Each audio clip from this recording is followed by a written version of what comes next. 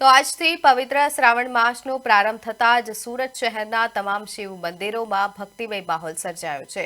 વહેલી સવારથી જ શિવ ભક્તો ભગવાન મહાદેવના દર્શન અને પૂજા અર્ચના માટે ઉમટી પડ્યા હતા, જેના કારણે સમગ્ર શહેરમાં હર હર ભોલે અને જય ભોલેનાથનો નાદ ગૂંજી ઉઠ્યો હતો। શ્રાવણ માસ દરમિયાન શિવલિંગ પર દૂધ, જળ, બેલપત્ર અને પુષ્પો અર્પણ કરી પૂજા કરવાનું વિશેષ મહત્વ રહેલું છે। ભક્તોએ મોટી સંખ્યામાં શિવલિંગ પર જળાભિષેક અને દુગ્ધાભિષેક કરીને ધન્યતા અનુભવી હતી।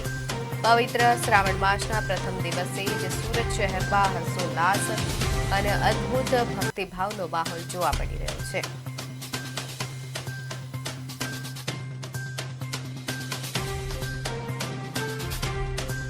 માસ એ ભગવાન શિવજીનો પ્રિય માસ છે।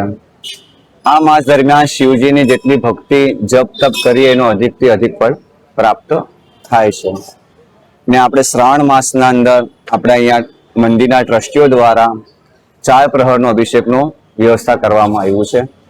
બપોરે જે રુદ્રકાલ કીધું છે, રુદ્રકાલના અંદર 2 થી 4 ના અંદર રુદ્રાભિષેકનું આયોજન છે।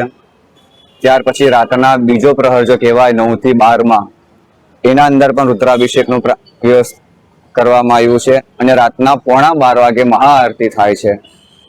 ત્યાર પછી રાતના 12 થી 3:30 માં જે અઘોર પ્રહર કીધું છે એ અઘોર પ્રહરમાં પણ અભિષેકની વ્યવસ્થા કરવામાં આવી છે।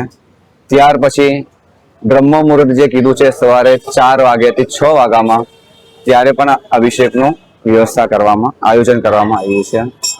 અને 2 સપ્ટેમ્બરે ભસ્મ આરતીનું આયોજન છે। એ ભસ્મ આરતીના અંદર નહીં કરતા 1500 થી 2000 ભાવિક ભક્તો એ આરતીનો લાભ લેવા ઉપસ્થિત અહીંયા